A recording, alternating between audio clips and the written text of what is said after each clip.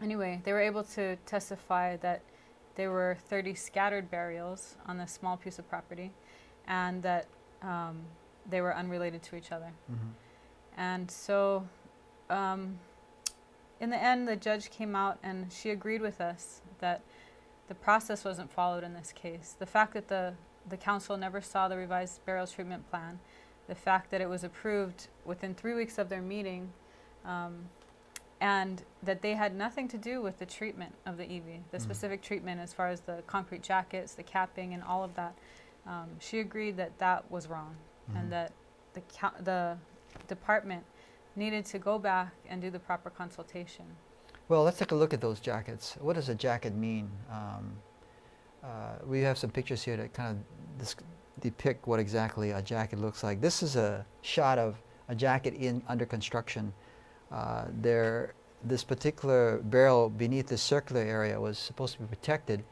The idea was to encase it with a circle of concrete to shore up any shifting sands that might displace the burial. In this case, they only got to one side of it, and I think they stopped there. They only poured the concrete sleeve, as they called it, on one side of this burial. The cap is that circular area, and ultimately they poured the concrete, and it looks like this today. That is their preservation measure. As you described, Judge Watanabe's order, in contrast, she basically was sensitive to the process orientation of this particular burial protection program and said we must follow the process, as I understand it, right? Mm-hmm. And the big one there was that the SHPD had failed to consult with the Island Burial Council, as you say, and appropriate Hawaiian organizations before that April 24th approval. So in effect, she invalidated approval and said, you got to go back and consult with the Burial Council and any other appropriate Hawaiian organizations. And I think this is where it's key for this program for appropriate Hawaiian organizations out there to understand that they have a role here to play. And it's important that they do so because that process of consultation is ongoing. As we sit today here on November 10th, that is still going on. The Burial Council, though, did take a stand on this, did they not? Right. Just last week, Thursday, the Burial Council met again, and they did receive a copy of the revised burial treatment plan that was actually revised 2 more times since then. And after a lot more testimony from the same, descendants and community members who are extremely emotional about this issue. I mean, it really, you can tell it really is affecting them. In fact, they came from other islands as well. Yes. Right. Many people have flown in over the course of this year to talk about and to try to get the state to do their job and fulfill their trust duty to protect these burials.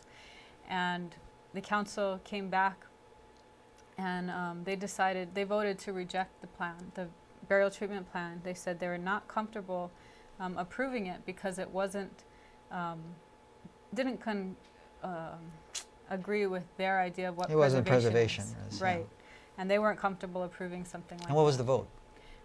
All unanimous, So 6 in 6 favor of Okay. rejecting. So all the burial council members that were present.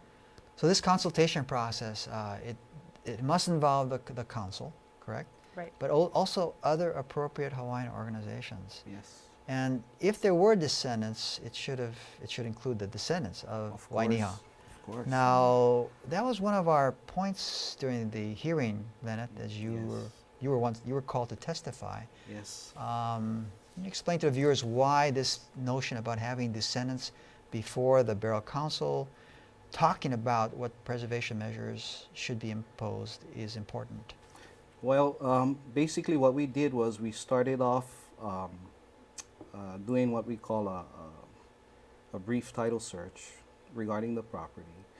And this is one of the processes that we use in order to determine people in general. I mean, we do it in title searches, so I think it's relative to what we're doing now, trying to locate people, descendants from a particular ahupua'a. Mm-hmm. And 2 main issues that we touched upon. The first was to see whether or not the plaintiff and the developer did any good faith search. Now, let's stop right there. You Yes. say good faith search. Now, why is that important? It's very important because based on the fact that and I can quote one of your cases, Hustis versus Kapuni, which says that a good faith search is determined on, whether or not the plaintiff goes and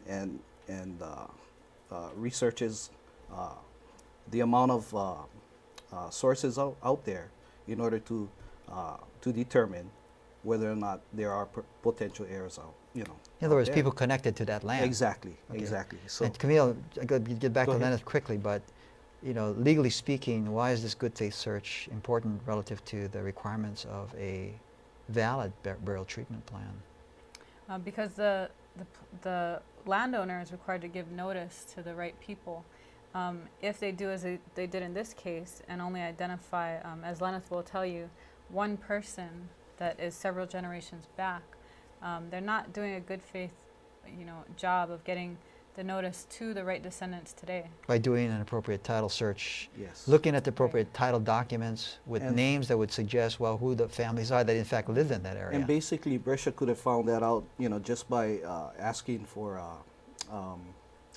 a title report Uh-huh. when he first purchased the property. Uh, It'll give you a pathway to continue the search and look for potential descendants. okay. He found one. They published one name. Yeah, What only- what was the name? Kekaulohi. And what is the significance of that name relative to whether or not you found descendants from Well, Naue-Nhcc? based on her name alone, she was a chief. She was a granddaughter of Kamehameha.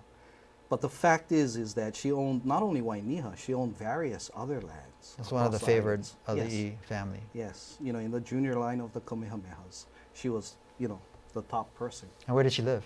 She lived in Honolulu. She collected, whatever revenue she made as konohiki in that particular ahupua'a. But she never resided there. But how many No. parcels was she awarded in the Mahele? Oh, over 60.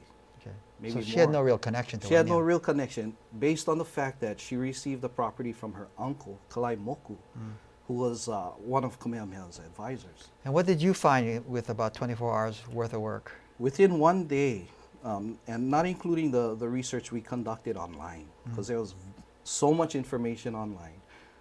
It's just that we couldn't get that in time, to the certified documents in time to present it in court. But what we found in that one day of research, we located the original awardee, and we started from her, and we worked our way up. In 1877, we found this one deed which went to 71 hui members pertaining to the ahupua'a of Naue-Nhcc. And this document, is basically the document that the plaintiffs or the developers or whoever, they could have used this document to identify potential ancestors of any descendants, that are around today. So these are real names of real people who Real really people. lived in Naue-Nhcc. Exactly. Okay. And for example, and Jeff for- Chandler. I mean, that's why it hits it right on the nose. I mean, when you talk about the Mahuiki family, you're talking about Haena, Naue-Nhcc, and Lumahai. That's Jeff's family. And, the three. Jeff is who exactly? Jeff Chandler is one of our clients in this case, and Okay. he's one of the ones that have come forward and said, I'm a lineal descendant here, but he hasn't gone through the SHPD process of being recognized as